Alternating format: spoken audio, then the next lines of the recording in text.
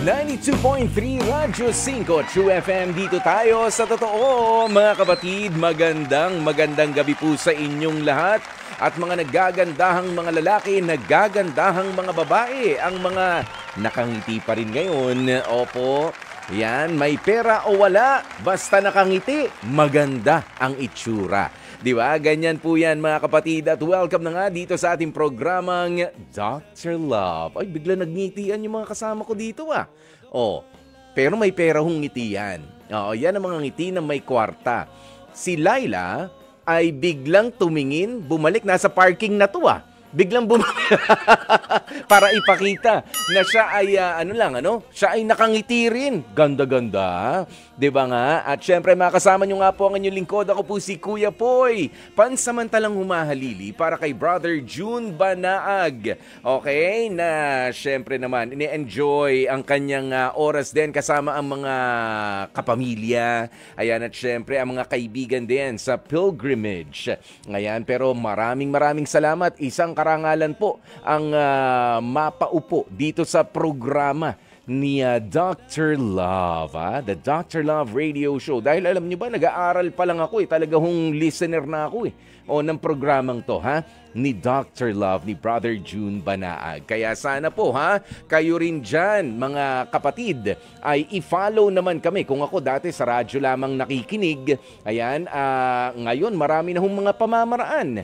Hindi lang pakikinig, pati yung panonood na rin sa ating programa. Kaya naman po, i-follow na nga po kami sa ating social media accounts, ang ating YouTube channel, ang ating Facebook page, Instagram, TikTok, yung Threads at yung X na dating Twitter. Mag-subscribe na nga po kayo, Follow and subscribe. Hanapin nyo lamang po at Radyo 5 True FM. Ayan at Radyo 5 True FM. Yun. Ayan, at syempre, bago nga po tayo mag-umpisa, it's 76 days to go before Christmas. Ayan dahil nga papalapit ang Pasko, lalo na namin kayong pine-pressure. Nung nakaraang araw, nagsabi na ako na gumawa na po kayo ng inyong listahan. Huwag nyo po kaming kalilimutan. Huwag nyo kalilimutan ang mga pangalan na Jenjen Morales. Huwag niyong kalilimutan ang pangalan na Aaron Tolentino. Huwag niyong kalilimutan ang pangalan na Mike Santillan. Ayan, si Jai, nandito rin si Jai. Huwag niyo pong kalilimutan yan, si Direk Joey Perez. Parang nag-aano na ako, Parang pasara yung show. Brother June Banaag. Ayan, isama nyo na rin pagdamutan nyo na ang mga regalo po ninyo, pwede rin ipadala kay Kuya Poy. Kung mamarapati nyo, basta meron. Yan. 76 days to go. Mahabang paghahanda pa po yan, pero malapit na. At habang papalapit na nga ng papalapit ang Pasko, sigurado patindi na rin ang inyong excitement. At karamihan sa ating mga working peeps, yung mga working people, excited na sa mahaba-habang bakasyon na naman. More family bondings. Ayan, at syempre para doon sa mga pagod naman, sana more pahinga. Ayan, less stress ang inyong hanapin. And speaking of stress sa work, alam nyo bang ngayon ipinagdiriwang ang World Mental Health Day na may theme na Mental Health at Work? Ayan halos 1/3 ng buhay natin ay nasa work po tayo. Ano ba yung 1/3? That's more than 75% ba? Kita nyo. Umihingi ako ng tulong sa inyo. Wala nang tumitingin dito. 30% ang 1/3? 1/3. Talaga ba, Direk? Bahala kayo. Basta 1/3 daw. Yan yung... Mahina sa math, Ayan, pero 1/3 ng buhay natin ay ni-spend natin sa pagtatrabaho. Yan po yan. Kaya naman, sige, work lang tayo. Kaya naman ngayong October, October 10, ang World Mental Health Day ay nagpapaalala ng importansya ng safe and healthy working environment. Oh, ayan. Kumusta ka ba sa trabaho mo ngayon, kapatid? Ikaw ba ay masaya? Ikaw ba ay kinukulit-kulit lagi ng mga katabi mo? Ikaw ba ay nagtatrabaho na para sa 2 tao, para sa 3 tao? O, lagi ka ba nauutusan yung mga trabaho ng workmates mo ay sa'yo pinagagawa? Ayan, paki-paki. Ayan, please naman. Baka naman. Ayan, baka pwede. Ayan, pasuyo. Lahat na lang pasuyo. Mag-aalas 5 na ng hapon, pasuyo pa rin. Ako na gumawa ng trabaho mo, ah. Di ba? May mga ganyan. Di ba? World Mental Health Day nga po ngayon, lalo na sa pagtatrabaho. O, kaya, sige, huwag tayong ma-stress. Huminga ng malalim. 3 beses. Sabayan niyo ako. Nawala yung mikropono. Nasinghot ko yung mikropono. Yan, sabay hinga palabas, sabay tawa. Ha ha ha. 3 lang rin. Okay, para masaya, para corny ng konti. Ayan, syempre, ayan, natawa na nga ho tayo ng bahagya, pero sa aming pagbabalik, mga kapatid, ay hatid naman po namin sa inyo ang mabuting balita. Pagkain pang-spiritual. Mga salita ng Diyos na nag-iiwan ng pag-asa, kapanatagan at kapayapaan. Pagkain pang-spiritual. Hango sa bagong tipan ng banal na aklat. Pagkain pang-spiritual. Mga kapatid, ang mabuting balita ayon kay San Lucas, 11 kabanata, nagsisimula sa 5 hanggang 13 talata. Sinabi pa rin niya sa kanila, ipalagay nating isang hating gabi. Isa sa inyo'y nagpunta sa isa ninyong kaibigan at nakiusap, kaibigan, pahiram muna ng 3 tinapay. Dumating kasi ang isa kong kaibigang naglalakbay at wala akong maihain sa kanya. At ganito naman ang sagot ng kaibigan mong nasa loob ng bahay. Huwag mo akong gambalain. Sarado na ang pinto at nakahiga na kami ng aking mga anak. Hindi na ako makakabangon para bigyan ka ng kahit ano. Sinasabi ko sa inyo, hindi man siya bumangon dahil sa kanilang pagiging magkaibigan, babangon siya upang ibigay ang hinihingi ng kaibigan dahil sa nagpupumilit ito. Kaya't sinasabi ko sa inyo, humingi kayo at kayo'y bibigyan. Humanap kayo at kayo'y makakatagpo. Kumatok kayo at kayo'y pagbubuksan. Sapagkat ang bawat humihingi ay tatanggap. Ang bawat humahanap ay makatatagpo. At ang bawat kumakatok ay pagbubuksan. Kayong mga ama, bibigyan ba ninyo ng ahas ang inyong anak kung ito'y humihingi ng isda? Bibigyan ba ninyo siya ng alakdan kung siya'y humihingi ng itlog? Kayo ngang masasama ay marunong magbigay ng mabubuting kaloob sa inyong mga anak, lalo na ang inyong ama na nasa langit, na magbibigay ng Espiritu Santo sa mga humihingi sa Kanya. Ang mabuting balita ng Panginoon. Pagkain pang-spiritual. Mga salita ng Diyos na nag-iiwan ng pag-asa, kapanatagan at kapayapaan. Pagkain pang-spiritual. Hango sa bagong tipan ng banal na aklat. Pagkain pang-spiritual.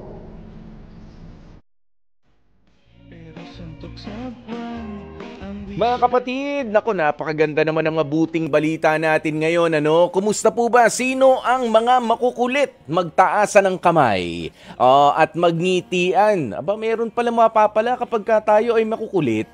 Oho, hindi yung makukulit na hindi maganda yung mga ikinukulit natin sa ating mga hinihingi at dun sa ating mga hinihiling, pero yung makulit sa ating pagdarasal, 'di ba? Yan yung salitang kanto na ginagamit natin. Pero yung paulit-ulit, syempre, yan daw pala yung pinakikinggan ayon sa ating mabuting balita po ngayon.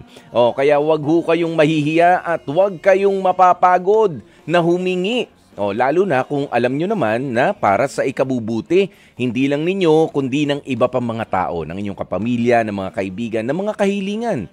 Diba? Minsan parang iniisip nung iba sa atin, nakukulitan na yata sa akin yung Diyos sa pinapanalangin ko, hindi pa niya binibigay sa akin. Pero kita nyo naman, sabi nga dito, alam nyo ba yung alakdan? Scorpion yun.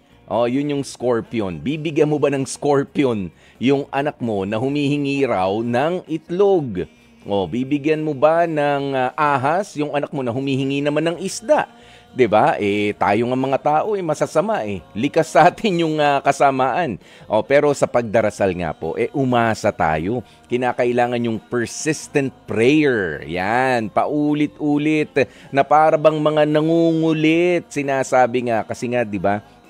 Kapag ka ikaw ay merong tao, halimbawa na lamang, meron kang tao na kinukulit, di ba mas nagiging malapit ka doon sa taong yan? Kapag meron kang inuungot sa mga magulang mo, nay, tay, kailangan ko po ito sa eskwelahan. Kahit na sinasabi, wala tayong budget dyan. Hindi pa pwede. Pero sige, kulit ulit. Bukas na naman. Yun at yun ang sasabihin, kailangan ko ho talaga dahil ho yung nahihiraman ko tay, medyo hindi na. Pero kita nyo naman, sa mga susunod na araw, bibigyan at bibigyan ka rin ng mga magulang mo. Bakit? Dahil alam nila na kailangan mo talaga. Ayan, alam nila na makabubuti naman din sa'yo. Kaya ibibigay. Ayan, kaya wag po tayong mapapagod na tayo ay manalangin, inuulit ko nga, yung mga tao. Tayong mga tao, ibinibigay nga natin yung sa tingin natin ay the best para sa mga anak natin mismo. Ano pa siya na lumikha naman po sa atin? Kaya mga kapatid, sa oras nating 5 minuto makalipas ang bago mag-alas 10 ng gabi, eto, kakaibang mga aral na naman ang ating matututunan sa pamamagitan ng pakikinig at panonood ng face-to-face hirit ni Dr. Love. Pero bago po iyan, i-acknowledge muna natin ang maraming mga nanonood sa atin ngayon, lalong-lalo na sina Luella Dumaog. Thank you so very much. Sina Fernando, Kuya Teban, magandang gabi na sa'yo, ha? Ayan, sa tanghali, nanonood din ito at nakikinig sa atin sa Heart to Heart. Ayan, sina Aleni Hungko, Luella Dumaog nga, si Sir Ferds Tobias. Ayan, Sir Ferds, magandang gabi, ha?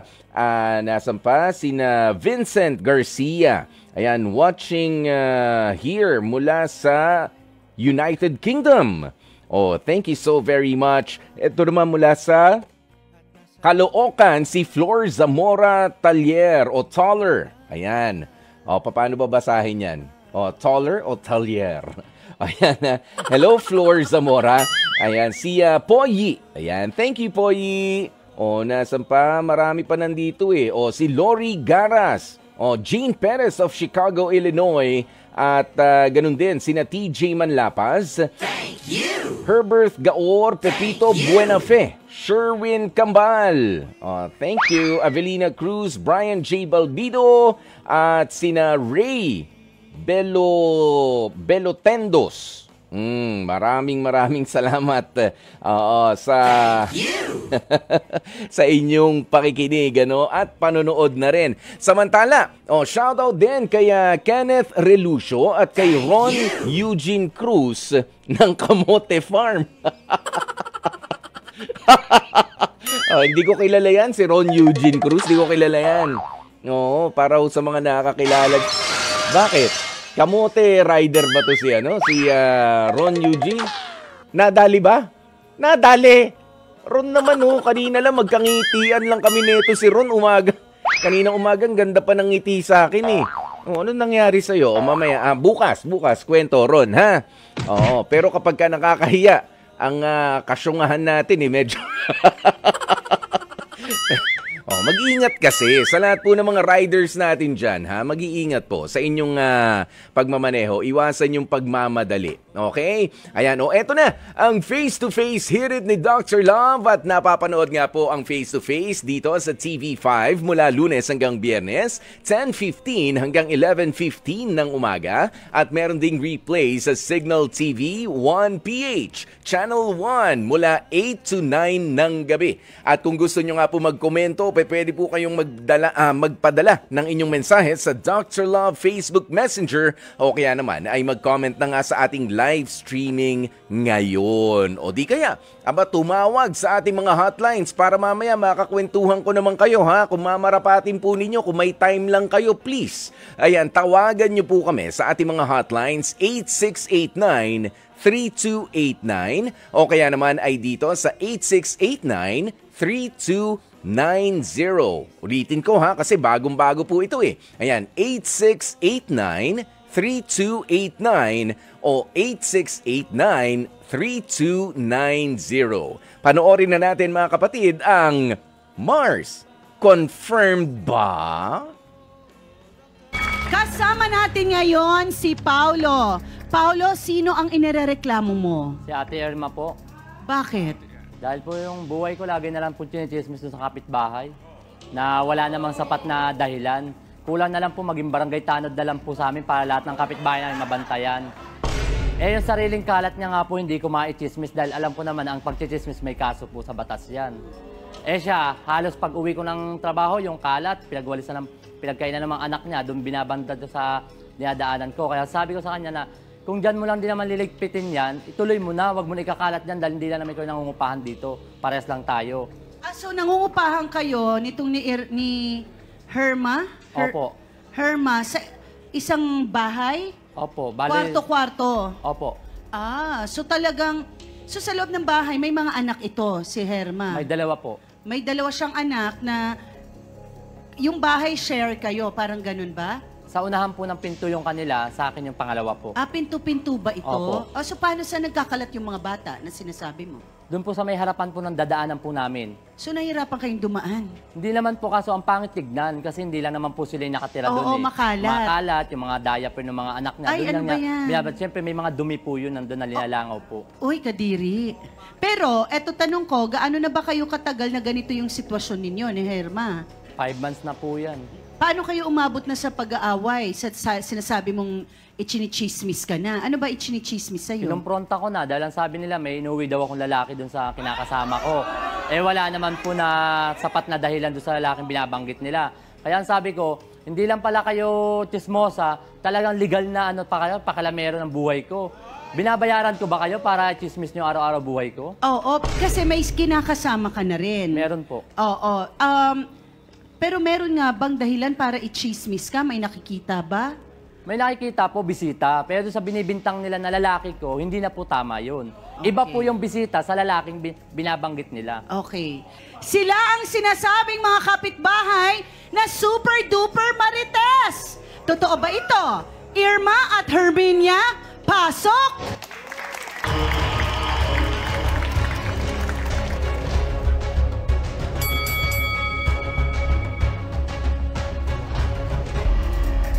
Okay, si Ate Irma at si Ate Herminia ay magkaibigan.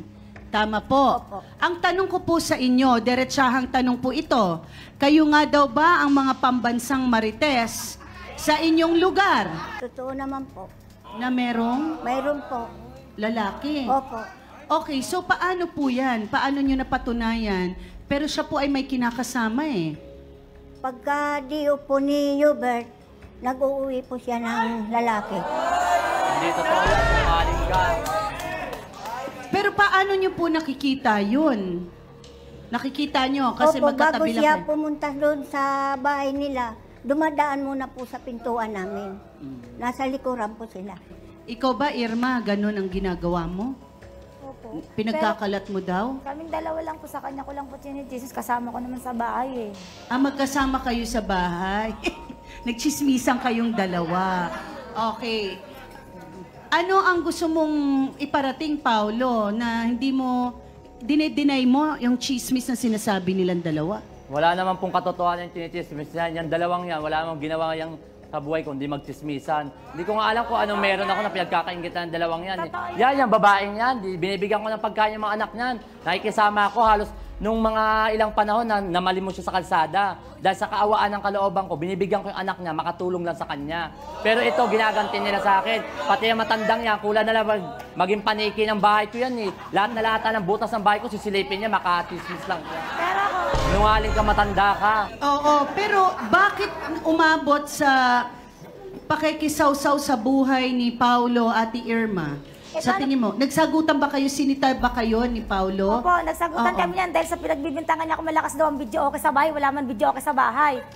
Sa ibang bahay yun. Sinungaling po yan, may video ko sa bahay ko. Wala po, TV lang po. Kahit yung chinelas, nagbibintangan mo ako na nagdako ng Hinako mo chinelas. yung chinelas ko, wag ka sinungaling. Wala Wala kasi pambili. Mahilig ako Diba? mga Sa ng bunga chinelas. nga Para ng sa'yo, malaki galing. ng chinelas. Nagmamalimos ka, paano ka magkakaroon ng chinelas?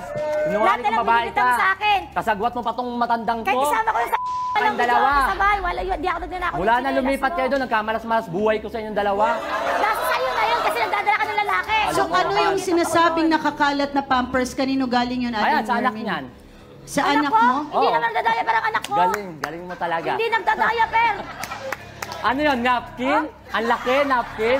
Ano, sa'yo galing? Sa asawa mo, sa'yo. 7 taon na Pwede kay anak ko, hindi nanay. nagda- Ano, nagpapampis nanay? Sinungaling. Ikaw lumalang sa sinungaling.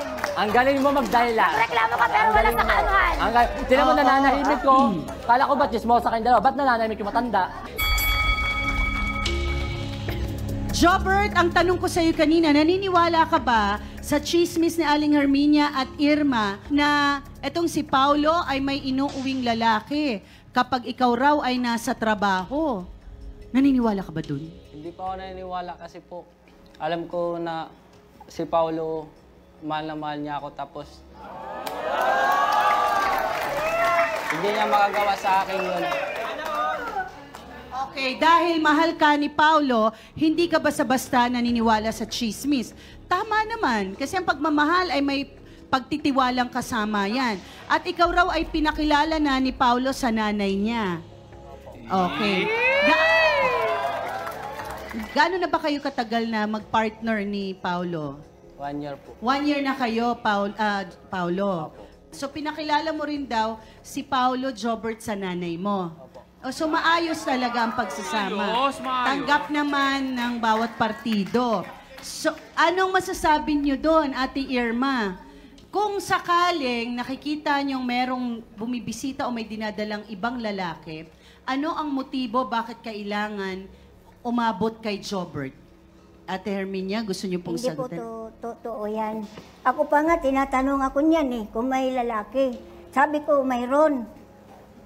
Naghahawakan sila ng kamay, naghahalikan. Sinungaling ka. Oh. Walang ganon. Mayroon. Tawagan pa nila, be. Wow. Be. Anong Magkaibigan tawagan? kayo. Be. Be? Opo.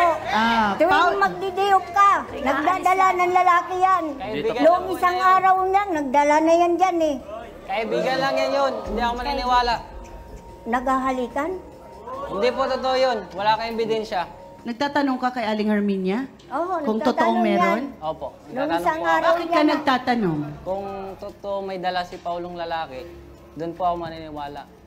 Okay, so sinabi ni Aling Herminia meron. Hindi pa ako maniniwala na may naghalikan sila. Kaibigan lang po lang niya yun. Mama Carla, hindi ako naniniwala may pulot. Kasi tanong mo halimbawa tayo magkapit-bahay tayo, tapos okay ang relasyon natin. Kahit magdala ako ng kung sino, hindi mo papakilaman. Wala kang o kaya ikaw mag-video ka. Pag maayos ang relasyon natin, hindi tayo magkakaproblema kahit anong gawin ko sa bahay. Meron tong pinag-ugatan. Pwede bang may magkwento ano talaga ang pinag-ugatan? Bakit kayo nagkaganyan at biglang nagkasiraan kayo? Siguro po, dahil nung time na nanghiram siya sa akin ng 100, Ayun na. hindi ko po siya napahiram. Baka doon inisip niya, sumama yung loob niya, napakadamot ko sa kanya. Na hindi niya naisip na walang-wala din ako nung time na nanghiram siya. Totoo ba to, Ate Irma? Hindi po totoo yun. 150 lang utang ko sa'yo. Grabe. Bayad na yun eh. Paano nabayaran? Kalimutin ka lang eh. Ang galing mo. Paano nabayaran, Ate Irma? Naglabada po ako, tapos binayaran ko siya. Oo, so hindi yun yung pinahiram ka, nainis ka nung hindi ka pinahiram. Hindi po yun. Ate Herminia, Ano sa tingin mong pinag-ugatan ng ano na ito, yung ganitong chismis-chismis ninyo Dahil kay po Paulo? sa lalaki po, ma'am. Paano?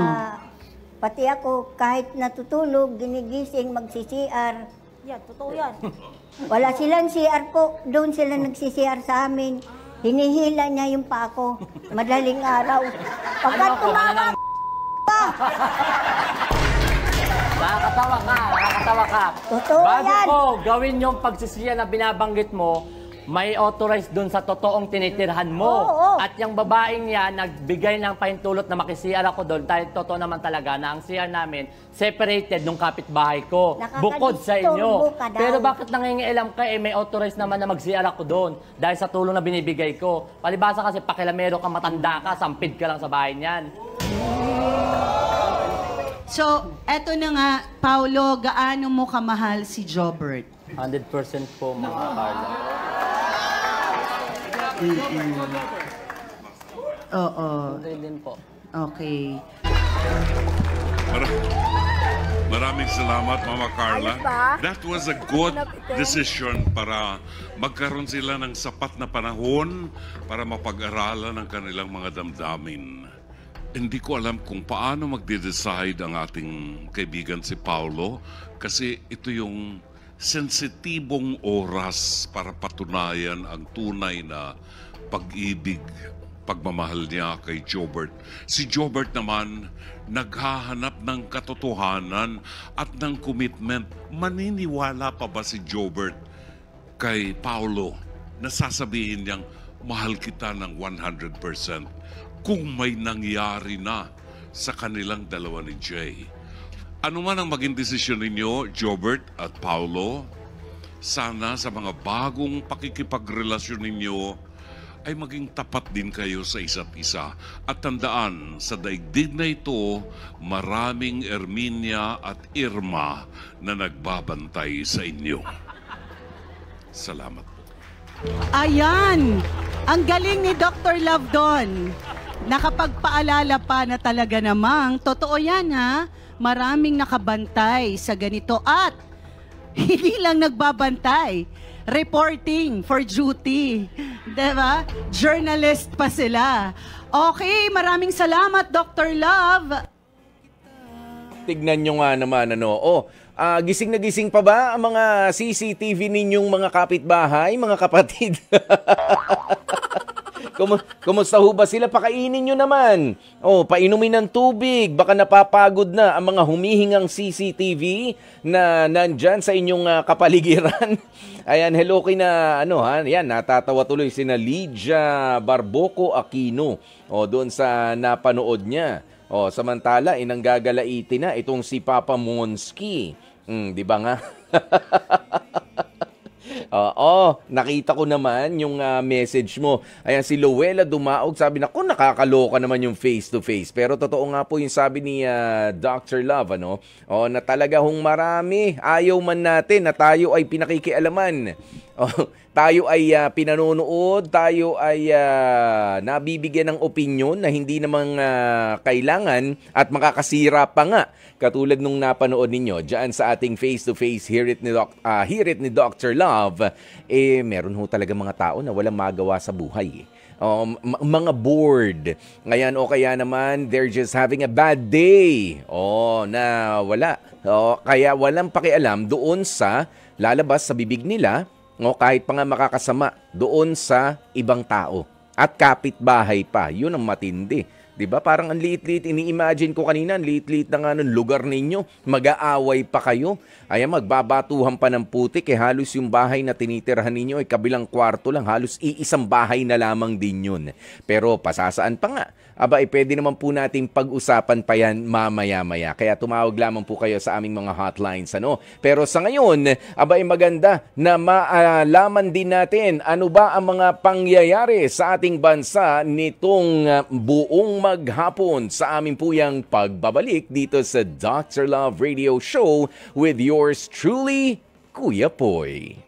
Radyo 5, True FM, dito tayo sa totoo, mga kapatid. Ang oras na natin is 24 minutes makalipas ang alas 10 ng gabi. Aba, nako, meron tayo makakausap mula sa Pampanga. Ayan, si Sugar. O, mukhang ginigil na naman yata siya ng napanood at napakinggan. Alamin natin kung yung napanood o napakinggan sa face-to-face ang Hear It ni Dr. Love, ang pagkikwentuhan namin. Sugar, magandang gabi sa'yo. Magandang gabi, Kuya Poy. Sa paanong paraan mo ba napanood o napakinggan yung kwento kanina? Yeah. Nakikinig ako ng radio habang nagtatype. Tapos, May naalala ka mga humihingang CCTV? Yeah. Yeah, nakakalungkot na kung saan-saan na naman napunta yung kanilang mga pinagtatalunan. Kuya Poy. Oo nga eh. Ikaw ba naging biktima ka na rin ng mga ganyan, ng mga living CCTV na sinisipon kapag ka nauulanan? Sinusubukan nila pero ini-ignore ko lang sila. At saka inuunahan ko na sila na private person ako. Bukod pa nga sa hindi naman ako palalabas kasi, Kuya Poy. Though, minsan kasi kahit na talaga hindi ka palalabas, talagang sisikapin nila na pag-usapan, ganyan, kung ano kaya pinagkakaabalahan niya. Yeah. Lalo na dito sa bahay ko. Hindi naman kasi ako, so ilang taon na ako dito. Up to now, parang hindi pa nila ako ganun kakilala. Pero alam mo, no, wala yung iba, silang makuha sa akin. Oo, yung iba natutuwa naman kapag ka pinag-uusap-usapan. Yung ibang tao, yan, okay sa kanila na sila ay pinag-uusap-usapan dahil feeling nila sikat daw sila. Kapag ka pinag-uusapan, payag ka ba doon? Depende kasi sa pinag-uusapan yun eh. Depende kasi sa... Pag ang pinag-uusapan tungkol sa'yo ay napaka-negative, bakit ka naman matutuwa na pinag-uusapan ka? Kaya katulad na nangyari kanina. Good or bad publicity is still publicity kasi. Even though. Pero hindi, sabi nga na hindi na nag-work yan ngayon. And tulad na napanood natin kanina, no? Yung ganon na chinichismis na siya na may lalaki. Actually, meron man o wala na silang pakialam. Tama. Ganon kasi yun. Meron man po o walang ginagawa ang kapitbahay ninyo. Wala na ho kayong pakialam doon. Lalo na kung mukhang hindi naman sila minomolest siya, di ba, Kuya Poy? Wala naman ako narinig na inaabala sila or kumihingi sa kanila ng pamasahe or binubulabog sila, something like that. Yeah. Though, minsan, ang pagkakaroon ng mga buhay na CCTV is an advantage kasi una, Kuya Poy, ang bahay mo. Diba? Pagka may mga umaali-aligid sa bahay mo, let's say wala ka. Naku, hindi taga dyan yan. Makakatulong. Uy, sino kaya yun? Pwede. May umaaligid sa bahay mo nung wala ka. Ayan. Yun naman yung advantage naman ng pagkakaroon ng... Meron kang security guard. Parang gano'n. Diba parang may pumasok dito sa bahay ni Sugar pero parang hindi na lumabas. Kaya gano'n. Ano kayo nangyari? Ba't pumasok lang yun, hindi na siya lumabas? Nasa trabaho yun. Ganyan. Minsan may maganda silang naidudulot pero mas madalas siguro yung siguro depende rin sa mga tao, Kuya Poy. Pero sa mga ganito na may kahalintulad na sitwasyon, sa mga napakahilig na hindi natin maintindihan bakit umaga pa lang, ginawang tanghalian na, hapunan. Meron kaming kapitbahay na ganyan, Kuya Poy, naalala ko. Binibiro ko yung mami ko, sabi ko sa kanya, tingnan nyo yan, dyan na yan nagkangipin sa kachichismis. Dyan na nagkangipin sa kachichismis? Anong ibig sabihin nun? Kasi before, kasi siya, medyo bungi-bungi siya. Bungi-bungi na. May naipundar na dahil sa kachichismis. May nakilalang Tinubuhan na ng ipin ng kachichismis. Okay. Sige. Malamang kasi, Sugar, malamang naman, baka meron yan nakakachismisan na, alam mo na, pwedeng nag-graduate ng dentistry pero hindi nagtuloy sa pagka-doktor pero marunong gumawa nung meron yun eh. Di ba meron yung marunong gumawa ng pustiso? Ayan, lagi raw yatang natatalsikan siguro ng laway. Kaya nilagyan na ng bakod yung ngipin. Pwede yun, ha? Pwede. May benefit din pala kapag ka ikaw ay machismis, pagka ikaw ay pinanggagalingan ng mga kwento. Pero ganito seryoso na. Sa mga ganitong kaso, Kuya Poy, siguro po mas maganda kung bago kayo mag-chismis ng kung sino-sino man, bago nyo alamin ang buhay ng iba, intindihin nyo po muna yung sarili ninyo.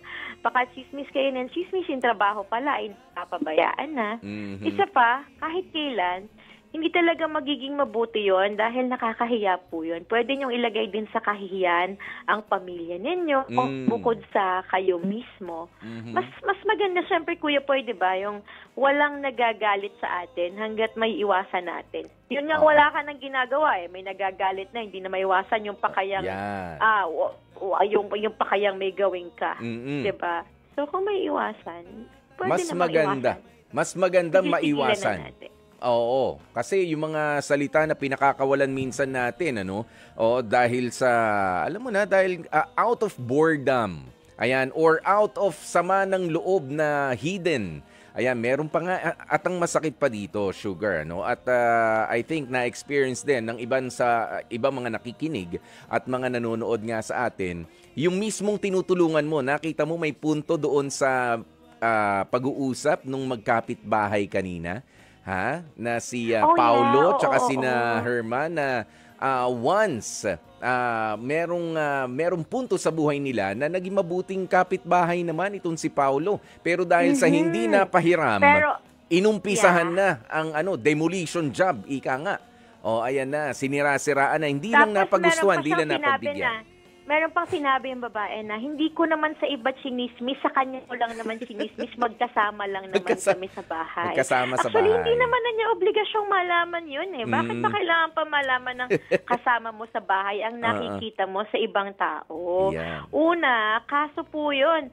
Pagka yun ay sa mga napakahilig magchichismis, kung mag-ingat kayo, kaya totoo man yan, kaya hindi, at wala naman kayong kinalaman unless talagang may kasangkot ng buhay at saka may kinalaman na sa mga sakit na nagsasaalang-alang sa buhay ng mga nasa paligid nyo. Huwag nyo naman pakialaman kasi pwede kayong magkakaso, pwede kayong mapaaway. Mas maganda ang tahimik na buhay. Yung mga ganyan. Nasaan yung mga reaksyon kanina? Meron dito mga reaksyon. Ito, kita mo, matindi yung reaksyon ni Len Maymay. Ano sabi ni Len? Natawa na lang natawa. Kasi nga, yung isang, di ba, sabi nga nung si Paulo kanina, kita nyo, chismis kayo ng chismis, yung matandang kapitbahay. Ngayon, ba't hindi kayo nagsasalita? Di ba? Tapos nung nagsalita naman, Diyos ko, ang bagal-bagal. Talagang kahit ako ang chismisan nun, hindi na rin siguro ako makikinig. Ang tagal Ang tagal. Kapag chismis, kailangan mabilis. Sa mga ganong ugali, Kuya Poy, mas maganda po yung maalala kayo ng mga kalugar ninyo dahil may nagawa kayong mabuti. Kesa doon sa maalala nila kayo dahil nakakabwisit kayo. Yun, nakakainis na mga kapitbahay. Sabi nga ni Luella Dumaog, CCTV ako pero hindi ako ganun na marites.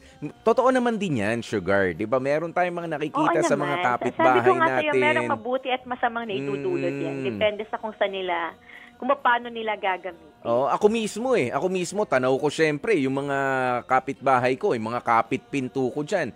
Kapag medyo pamilyar yung mukha, sige, kahit mag-ikot-ikot ka dyan. Pero kapag medyo hindi pamilyar nga naman yung mukha, teka lang, susundan mo muna ng tingin. Saan papunta to? Bakit aali-aligid nga?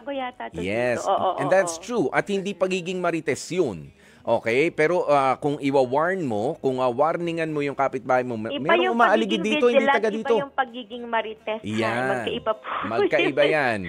Yung concerned. Iba yung concerned sa gusto manira. Alerto kayo, concerned kayo, kasi doon sa ichismis nyo na, at hindi nyo naman tungkulin, huwag nyo na, bago nyo unahin ng iba, yung buhay nyo muna ang unahin nyo, para mas masaya. At least wala pa kayong kaaway, hindi pa kayo nakakasakit ng ibang tao. Kita mo. Sabi rin ni Vincent Garcia, CCTV sa makabagong panahon, upgraded, humihinga na po sila. Nga lang, dahil nga humihinga, yun nga, naaambunan, nagkakatrangkaso. Nagkakatrangkaso rin ang mga CCTV ngayon. Nakakaawa. Nakakaawa. Walang maikalat na balita. O, kapag ka nagkakasakit. Ayan. Pero, iba yung makwento doon sa machismis. Yan po ang tatandaan ninyo. Totoo yun. Iba yung makwento, iba yung machismis. Meron kasi na mga kaibigan tayo na makwento lang just to entertain us. 'Di ba? At tama lang 'yun, hindi sila chismoso, hindi sila chismosa. Ayan, para lang masaya ang lahat yung mga live wire na mga kaibigan natin, 'di ba? Na parang alam na alam ang mga pangyayari. Pero kapag ka chismosa, meron talagang binabanata, meron sinisira 'yan, masyadong opinionated 'yan na wala na sa lugar. Oo. Ayan, pero Sugar, maraming salamat sa opinion mo. Maraming salamat, Kuya Poy. Oo, at sa kwentuhan natin. Tomorrow. Oo. Ayan, at 10:34. Kita nyo naman, ha? Alam ko, yung iba ay maraming gigil na gigil. Sige, i-share nyo pa rin po ang ating live streaming ngayon, ano? O, at yan nga po, dyan na natin tatapusin ang ating face-to-face ang hirit ni Dr. Love Throwback na Mars. Confirmed ba? Ayan, chinismis na meron daw bagong karelasyon. Oo, kapag ka umaalis, yung totoo niyang karelasyon doon sa kakaprasong langit o kakaprasong kwarto na tinitigilan nila. Ay nako, ay siya, sige, nako mga kapatid, wala pong aalis, manatiling nakatutok dito lamang po sa The Dr. Love Radio Show. Pansamantalang humahalili ang inyong lingkod. Ako po si Kuya Poy, ang inyong gwapopoy. At syempre, napapakinggan nyo rin po ako tuwing alas 12 ng tanghali sa programa namang Heart to Heart. Yan. At syempre, halika. Mabilis na break lamang po ito ang ating liham kasaysayan. Abay, babalikan po natin agad-agad yan. Kaya naman habang tayo ay naghihintay, ay pwede po kayong mag-follow sa amin sa YouTube channel natin, sa Facebook page natin, sa Instagram, TikTok, Threads at sa X na dating Twitter. Ito po ang ilagay ninyo sa search box at Radyo 5 True FM. One word po yan, walang space dahil close tayo. Ayan at Radyo 5 True FM. Ayan, nakikita nyo yan? Para dun sa mga nakikinig sa atin sa radyo at Radyo number 5 True FM. Yun po yun at Radyo number 5 True FM. Yan po ang inyong hanapin. Magkita-kita po tayo sa YouTube, sa Facebook, Instagram, TikTok, Threads at sa X. Mabilis lamang po, magbabalik po kami. Wala nang aalis. Mga kapatid, usaping martir na naman tayo. Dahil ang ating letter sender ngayong gabi ay talaga namang all in sa kanyang pagmamahal. Kaya tunghayan na natin ang kwento ni Roland, aka Ronalyn, ng Nueva Ecija.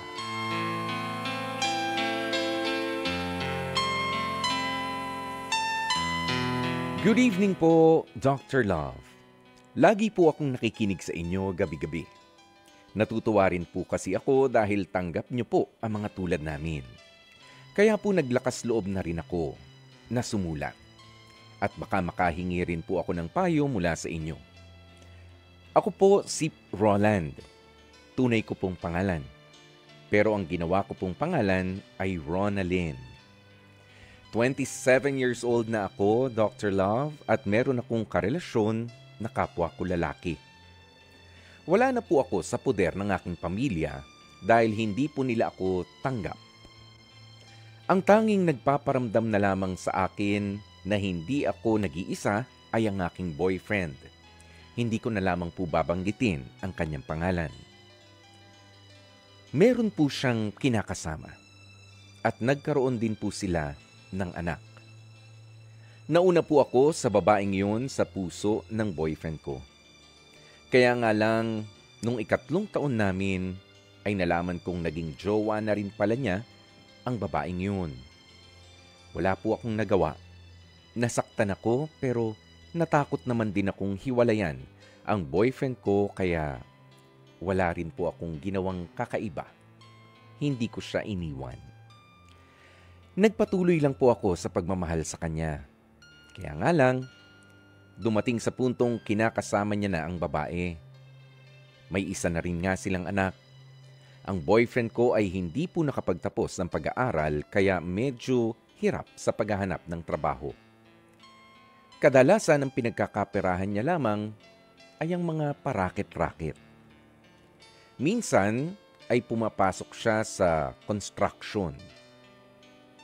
Ako naman po, Dr. Love, ay may mangilang-ilang tindahan na naitayo. Sa aking pagpupursige na mabuhay mag-isa noon, ay nagawa ko naman tong makabangon at kahit papaano'y nakakaluwag-luwag. Ang estado po namin ng BF ko, madalas sa akin, siya ay tumatakbo para sa kanilang pangkain at maging sa mga panggastos. At gawa nga po ng mahal ko talaga ang BF ko, ay hindi naman ako makatanggi. Ang masakit nga lang po, ngayong may anak na siya, maging ang pang-check up ng kanyang mag-ina, ay sa akin niya na rin po iniaasa. Nagulat nga po ako dahil pinuntahan pa po ako isang beses ng kanyang asawa mismo para sabihing hindi umuwi ang boyfriend ko sa kanya. At humingi sa akin ng pangkain nilang mag-ina. Binigyan ko naman po. Ang una po kasing pumasok sa isip ko ay tuwa. Naisip ko siguro ay naikikwento ako ng boyfriend ko sa kanya, kaya naman kilala niya na ako at ako ang una niyang nilapitan. Ibig sabihin, hindi tutol ang babae na patuloy kong mahalin ang kinakasama niya. Sa paglipas ng panahon, medyo nabibigatan na nga lang po ako, Dr. Love. Malapit na kasing magsimula rin na mag-eskwela ang kanilang anak. At itong boyfriend ko, sinabihan akong maghanda na para sa tuition ng bata. Natatakot po ako. Parang napakalaking responsibilidad na po ang iniatang niya sa akin. Isa pa, hindi rin po nagiging maganda ang takbo ng negosyo ko dahil sa mga nangyayari. Madalas po kasi na ang kinakasamang babae ng boyfriend ko ay dinadala ang kanyang nanay at iba pang mga kamag-anak sa tindahan ko.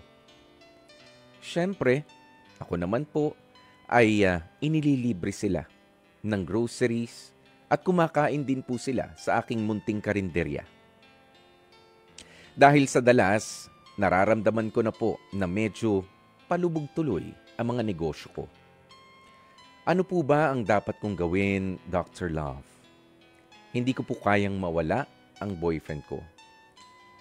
Siya na lamang po ang meron ako sa mundong ito. Siya lang po ang tumanggap sa akin ng buong buo. Gumagalang Roland, a.k.a. Ronalyn ng Nueva Ecija.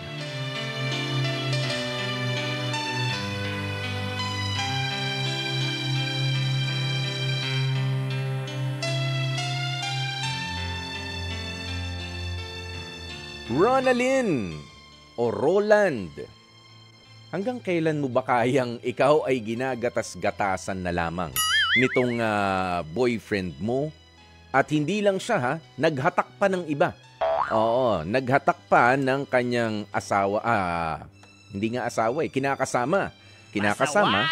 Oo, at hindi lang yung kinakasama, niyaya pa ang kanyang nanay mismo na meron pa mga kumare at mga kamag-anak, mga tiyahin, buong pamilya. Angkan na yan, hindi na lang isang pamilya yung sinusuportahan mo.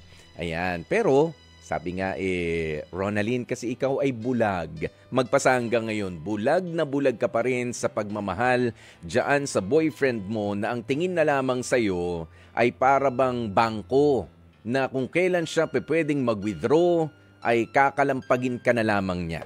'Di ba? Oo, hihingi na lang ng hihingi. Kasi nga, hindi mo tinuruan na maghanap buhay. Hindi mo kasalanan, Ronalyn. Unang-una, hindi mo kasalanan kung hindi siya nakapagtapos sa pag-aaral. Pero alam mo, marami naman ako, personally, marami akong mga kakilala na hindi man nakapagtapos sa pag-aaral pero dahil sa pagpupursige ay naging maayos din naman ang takbo ng kanilang buhay. Plus, sino ba namang matinong tao ang papayag na doon sa kabit? I mean, hindi ko nga alam kung sino sa inyo ang kabit. Parehas kayong hindi naman tama ang pakikipagrelasyon Unang-una, mag-live-in partner itong itong jowa mo tsaka yung babae. Yes, may anak sila pero hindi sila kasal. So, it's really unofficial pa rin. Okay? Kung dyan natin sa perspektibong yan titingnan. At ikaw naman, mas naunang nakilala. Ayan, isa-isahin natin ha. Mas naunang nakilala, mas nauna umanong minahal nitong si Roland. Nitong boyfriend mo. Ayan, ikaw yun, Roland. Nalilito na ako sa pangalan mo. Ayan, pero kasi nalilito na rin ako dahil nagkasala-salabit na yung problema. Ha? Pero hindi kakailanganin ng napakatalinong tao para malaman na ikaw ay pinagsasamantalahan na lamang at ginagamit nitong karelasyon mo. Ikaw na lang ang nagmamahal dyan sa relasyon na yan. Meron ng pag-abuso na nagaganap. Biruin mo yung mga naipundar mo. Wala siyang pakialam. Okay? At sinisigurado ko sa iyo, Roland o Ronalyn, na kapag ka ikaw ay halos paubos na ang mga negosyo mo kung halos padapa na, iiwan ka na rin niyang boyfriend mo. Nagawa ka nga niyang iwan the first time na siya ay nakipagrelasyon sa iba. Sabi mo, 3 years in doon sa relationship ninyong dalawa. Kung mahal ka talaga niyan, hindi yan tumingin sa iba. Hindi yan kumuha ng babaeng yayayain niya makipag-live-in sa kanya at magkakaanak pa at that. 'Di ba? Nasaan ang pagmamahal dun? Wala. Sa'yo lang nanggagaling. It's just an illusion para sa'yo na mahal mo itong lalaking ito. Siguro nabobola ka. Siguro magaling mabulaklak ang dila. Diba? Yan lang yung meron siya. Pero yung tunay na pagmamahal, yung pagtanggap sa'yo, kahit sino naman eh. O binibigay, biruin mo, may asawa siya. May asawa na, may anak pa. Pinakilala ka pa doon sa, ay, kahit ako naman, may nakukuha ko sa yung benepisyo eh. 'Di ba? Hindi kita tatalikuran, aalagaan kita. Pero hindi tama. Hindi tama. Kaya ka nahihirapan ngayon, kaya mo inaakala na siya lamang ang makatatanggap sa iyo ay dahil sa kanya ka lang nakafocus, sa kanya ka lang nakatingin. Which is mali. Oo, sa kanya ka kasi nakakonsentrate eh. Kinikilig ka, biruin mo nung lumapit yung asawa mismo. Kinilig ka dahil, ay, kilala ako ng asawa ng boyfriend ko. Natuwa ka pa. Yung iba kakabahan na kapag ka lumapit. Pero ganyan kanilang hindi na nire-respeto. Ginagamit ka na lamang nila. Kaya itaas mo naman. Itaas mo naman yung pagkatao mo. Tinanggap mo ang sarili mo bilang isang bakla. Ayan, bilang miyembro ng LGBTQIA+ community, itaas mo naman ang kalidad ng pagkatao mo. Huwag mong hayaan na ikaw ay i-disrespect, na huwag mong hayaan na ikaw ay binobola-bola at ginagamit-gamit lamang nung inaakala mo na karelasyon mo. Kung ako sa'yo, ang maipapayo ko, tigilan mo na ang pakikipagrelasyon na yan, inaabuso ka, hindi ka mahal ng lalaking yan. Hindi pamilya ang tingin niya sa'yo. Yung tulong mo lang, yung magagawa mo lang ang pinakikinabangan niya. But aside from that, walang pagmamahal doon. Walang pag-iingat. Remember, ipinagpalit ka na niya the moment na pinili niya makipag-live-in doon sa babae na kinakasama niya na ngayon. Hayaan mo na sila. Ano man ang mangyari sa buhay nila ay hindi mo na kasalanan. Okay? Tinuruan mo na siya siguro na ako naniniwala na tinulungan mo rin siguro makahanap ng trabaho, ganyan, ano? Pero kung ganyan, sabi nga, turuan mong ang tao, bigyan mo muna ng pangkain niya ngayon. Pero sa susunod na humingi, ay turuan mo na siyang mangisda ng sarili niya. Turuan mo na maghanap buhay ng sarili niya. Hindi pwedeng masanay ng hingi. 'Di ba?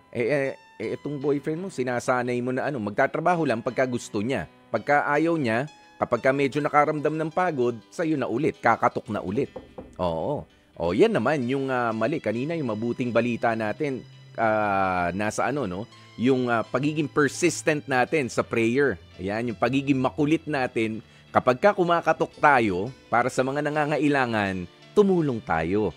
Pero dito sa kasong ito, iba na yun. Oo, hindi naman na maganda. Sa'yo na lahat iniasa eh.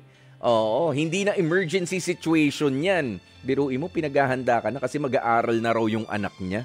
Ba, okay ah. May patago si kuya. Oo, diba? Ibang klase. Ayan, pero, nako, sana nga ay marami ka namang nahugot na mga leksyon dito sa ating mga ipinayo naman sa'yo, no? Ronalyn or Roland, itaas mo ang kalidad ng pagkatao mo. You deserve better. Okay? Ayan, batiin lamang natin ang ilan pa sa mga nakatutok sa atin. Sina Jam, hello Jam, si Boss Mark Dave de la Cruz, at si kinakapatid Kay de Guzman Marco. Hello Sir Kay. At ganun din kay Luella Dumaog na nagsabi pa nga, kung ako sa'yo, Ronalyn, lumabas ka na sa circle na yan. Oo, nang iniibig mo kasi hindi mo deserve ang ganyan na pagtrato. Promise, ate girl. Matatanggalan ka na ng tinik sa dibdib mo, huwag mong hayaang maubos ka nila. Ikaw na mismo ang lumayo. Tama yun, para hindi ka na maabuso. Maraming salamat po sa inyong pagtutok sa gabing ito mga kapatid, at syempre maraming salamat din sa ating production, ganun din sa ating mga bossing. Ayan, thank you so very much. At mga kapatid, iimbitahan ko po kayo na pakinggan ang ating programa bukas sa alas 12 ng tanghali. Heart to heart naman. Okay? At ako po'y masaya sa hindi ninyo pag-iwan sa akin ngayong gabing ito sa ating programang The Dr. Love Radio Show. Ako po ang pansamantalang humahalili kay Brother June Banaag. Ako po si Kuya Poy, ang inyong Gwapo Poy. Nagpapaalam, nagpapasalamat. Good evening po sa inyo.